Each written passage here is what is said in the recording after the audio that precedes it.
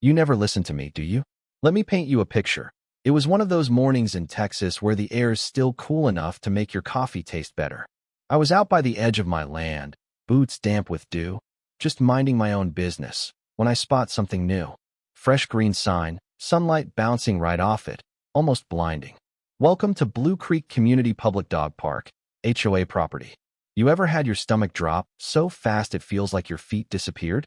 That was me, right then. My ranch, my home, 4 generations of sweat, dirt, and pride, turned into a public dog bathroom overnight. Now, maybe to some folks, it's just land, but to me, it's history. My granddad built that barn with his bare hands. I've patched more fences than I can count, and there's a spot under that old oak where my wife, God rest her soul, used to sit and watch the sunset. But while I was busy fixing up the barn and helping a neighbor set a new fence post, the HOA decided my family legacy would look real cute as a leash-free dog zone. And they didn't just swipe a patch of grass. They took the heart of my property, the piece with the water well, the same well that feeds a good chunk of Blue Creek estates, downhill from me. They yanked out my crops, bulldozed the soil, threw up a fence, and started letting their Labradors water the old barn foundation. I saw 2 teenagers tossing a frisbee while their dogs peed all over the place. And let me tell you, it took everything in me not to say something. But I kept quiet, didn't throw a fit, just promised myself, if they want a dog park, they can have it. But they're about to find out what happens when you bite the hand that waters you. Walked straight back home, coffee forgotten, went straight to the old metal cabinet in my study. It's a battered old thing, covered in stickers from cattle auctions and state fairs. That's where my granddad kept every deed, every contract, every secret this ranch ever had. 10 minutes later, I had what I needed, proof of the water rights, and an agreement from 1971 saying the HOA only got to use my well as long as I said so. Cancellation clause and everything. You know what I mean? One signature and that water's gone. But before I get too far ahead, let me back up a sec, because this wasn't just about water. It was about pride, family, and the kind of betrayal you feel right down to your boots. Name's John Dawson. I'm 57, been working this land near Crestwood my whole life.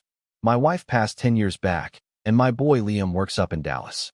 So it's just me out here, and that's just fine. When I first moved here, this was all ranch land. Open fields, wild sunflowers, the kind of place where you wave at every truck that passes. Then came Blue Creek Estates.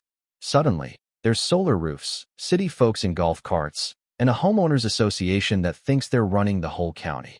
I tried to play nice at first, help them fix their fences, let their kids ride my horses, even gave them hay when the drought hit. But it never stopped. Pretty soon, the complaints started rolling in about my cows, my tractor, the smell of honest dirt on their fancy new cars. There was this woman, Brenda, the HOA president, sharp as a tack and twice as mean, showed up once with a clipboard asking if I'd ever thought about turning my ranch into a community garden or a dog park. I laughed so hard I nearly choked on my coffee. Guess she didn't appreciate that, because next thing I know, there's surveyors out here, city officials waving papers, and then, bam, my land's on a new map, their map. Turns out, Brenda and her board cooked up a fake neighborhood plan, snuck it past a city clerk who must have been asleep or worse, and suddenly, they claimed 12 acres of Dawson Acres. No warning, no payment, no nothing. And they go straight to work. Tear down my fence, put up theirs, build the damn park. I remember watching a woman toss a tennis ball right over my water line, grinning at me like she just bought the place. But I'm not stupid. I know when I'm being played, and I know leverage when I see it. That pipeline, my grandfather laid every inch of it with his own 2 hands, was the reason Blue Creek Estates even had water. I spent that night talking to a lawyer, Miss Carter. The look on her face when she saw the original water agreement, priceless. They can't do this, John. You can shut them off. So I did. Next morning, while the sun was still low, I turned off the valve, locked it tight, and let the pipes run dry. By noon, you could hear the wailing all the way up at the HOA clubhouse. No toilets, no faucets, no green lawns. Brenda shows up in her Mercedes, high heels sinking into my driveway, hollering about public property and city approvals. I handed her the termination notice. She threatened lawyers. I smiled and wished her a good day. That was just the start. By afternoon, Homeowners were marching up and down my fence line, dragging hoses, holding up little signs about community needs. I just stood on my porch, sipping coffee, watching the show. Called Liam. He about died laughing. You cut off 80 houses? That's my old man. But he warned me. These people weren't going to back down easy. Sure enough, next morning, I'm woken up by code enforcement, clipboard in hand, grilling me about obstruction of public utilities. Led him out to the shed, pulled out every deed, every map, showed him where my granddad set the stakes in the ground decades ago. The officer's face got real pale. This isn't what the HOA gave us. Damn right it's not. But Brenda doubled down. She filed an emergency order, tried to force me to turn the water back on. What she didn't know was, I'd hired a drone company last year, had aerial shots showing the real boundary, pipes, everything. Ms. Carter countersued before lunch. By the third night, someone tried to break in. Caught them on camera, 3 figures with bolt cutters and a gas can. Tried to burn down my pump house. I wasn't having it. Went out with my shotgun, just to make noise, not to hurt anyone. Fired into the dirt.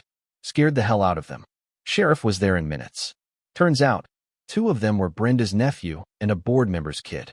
They got caught, charged with trespassing and attempted arson. News vans showed up. Suddenly, the whole town was watching. Now here's where it gets real wild. Public opinion turned. Folks from all over started sending letters, calling the HOA crooks. Local ranchers stopped by, brought new locks, gift cards, even offers to help with legal fees. One old-timer handed me a note. We take care of our own in Texas. Brenda tried everything. Flyers calling me dangerous, tried to get the city to seize my whole ranch under eminent domain.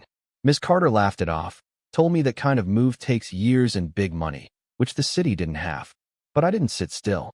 I called in a backhoe, dug up the entire pipeline, filled the trench with concrete. No more water for Blue Creek Estates. If they wanted it back, they could dig their own well.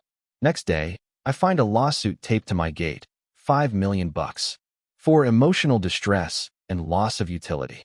I laughed, called Miss Carter. Intimidation, pure and simple, she said. So we hit them right back with a $7 million countersuit, trespassing, vandalism, the whole 9 yards. Local news splashed Brenda's face everywhere. Her support crumbled. One of her own neighbors, a retired vet named Tim, demanded a full board meeting. Said they were wasting everyone's money on a vendetta. Then, things got ugly. One night, someone set fire to my fence line. My cameras caught it all, the same kid as before. Sheriff arrested him by morning. I slapped a restraining order on Brenda and the board, posted every detail online. People rallied behind me harder than ever. A GoFundMe started, $80,000 in 3 days.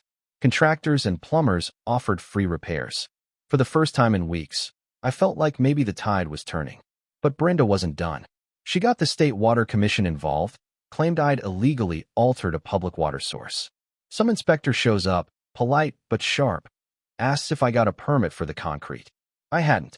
They slapped me with a $25,000 fine and a cease and desist. No water for anyone, me included. Felt like I'd been gut punched. Ms. Carter kept fighting, filed appeals, got environmental experts to vouch for my work. 3 days later, the state lifted the fine. The news dropped another bombshell. Leaked emails from Brenda herself, admitting she knew the land was mine the whole time. Even bragged about paying off a city clerk. Now, the city was investigating. The HOA dissolved. Brenda got arrested for fraud and bribery. The city sent me a letter, land restored, full ownership. The HOA had to pay damages, but couldn't. They auctioned off their office, golf carts, even their fancy neighborhood sign. I bought it for $20, nailed it to my barn, and painted over it. Welcome to Blue Creek Dog Park. Open daily, John's rules. And just when I thought it was over, a letter arrives. From Ryan Evans, the same kid who tried to torch my pump house. I'm sorry. Didn't realize how serious it was. My aunt said it was just a protest. I'm trying to turn things around. Hope you can forgive me. I sat with that letter a long time. Reminded me why I stood my ground. Sometimes it's not about land or money. It's about knowing you did what's right, even when nobody else would. But, like every good story, there's always a last twist. Couple days later, I get an envelope with no return address. Inside, a drone photo of my ranch with "This isn't over" scrawled in thick black marker. Yeah, Maybe someone's still out there, bitter as a 2-day hangover, but I'm not worried. Upgraded the cameras, put up some new signs, poured myself a cold root beer, and sat on the porch with the local vet, Mark. You did what every honest man should have done, he said. And I nodded, knowing damn well he was right. Life got quiet again. The wildflowers grew back where the dog park used to be. The bees came home. My grandkids chased chickens around the barn. And for the first time in a long while, I slept easy. Miss Carter called. Brenda pled guilty, banned for life from any HOA board. Justice at last. And if you're out there fighting your own battle, listen to me. Stand your ground. Keep your paperwork tight, and don't let bullies in khakis push you around. One person with the truth can beat 100 with fake signatures. Now, before I go feed the cows, do me a favor. Hit that thumbs up, share your thoughts below. What would you have done if you were in my boots? Drop a comment. And hey, don't mess with a rancher, especially one who controls your water.